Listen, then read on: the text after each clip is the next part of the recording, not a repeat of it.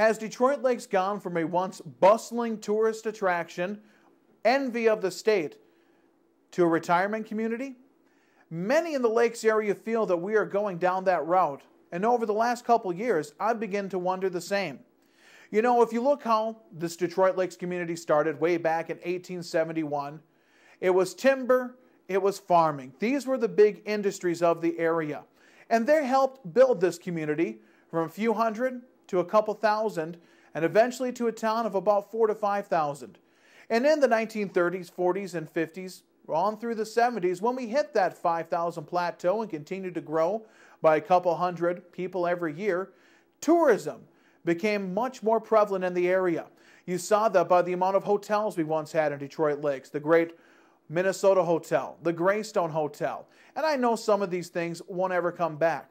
Industry also started to become big in Detroit Lakes, as it still has a pretty prominent role today.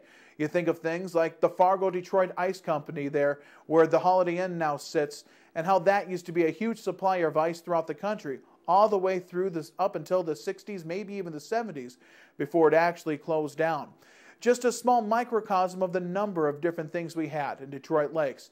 Plus, it was a very large merchant community as well, as many rural communities were. But what I think has happened over the last few years, especially over the last 20 years or so, is we've seen Detroit Lakes morph from the tourist destination that it was written about in Playboy magazine in the 1990s as one of the #1 places in the country to be to on the 4th of July, to the kind of community we have now, which has quieted down quite a bit. I've talked to many residents that tell me how it used to be around here during the 4th of July, how it used to be on the beach in the summertime, how it used to be with families swimming along the shores, and how it's all gone down in the last few years. The region's population has increased. So what has changed? Partly the region's population has gotten older. But a few years ago, when you started to see many of the family-owned resorts and lake cabins disappear from the lake shore on Big and Little Detroit and other areas and being replaced by condos, the writing was starting to be put on the wall.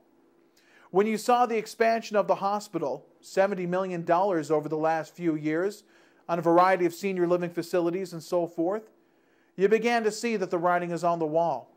And most recently, one of our local funeral homes, who's had a fantastic business in town for a number of years, is expanding. And it's going to be a pretty large funeral home. I imagine that's because they anticipate that their business model looks very strong as our population gets older and older here in the Lakes area. What has happened in the Lakes area that is really going to be a great improvement for the children of our community? Lifeguards are gone from the beach, so we're not obviously needing them as often as we used to. Granted, that was largely due to budget restraints, but the started to decline use of the beach was part of the reason that was even an option.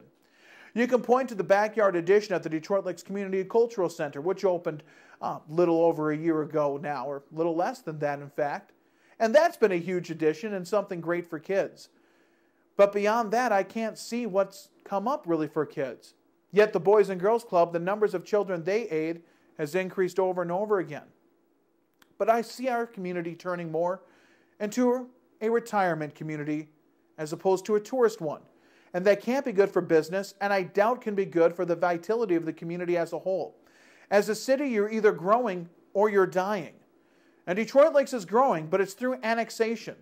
It's not through industry. It's not through business. And while it's true, many young families are moving to Detroit Lakes, these are young families that a lot of them graduated from Detroit Lakes. They were born and raised in Detroit Lakes, and they're coming home to Detroit Lakes. They're not actually new to the area. And for every retired couple that passes away, how many more families need to move here to replenish that population? I don't know how to put the stop on this, how to reverse the trend. But I do think it's something our community as a whole needs to look at and adjust. Are we going to be a bedroom community for the Fargo-Moorhead area? Are we going to regain our destiny as a tourist destination and an independent, thriving town? Or do you want to be a retirement community? It's A, B, or C.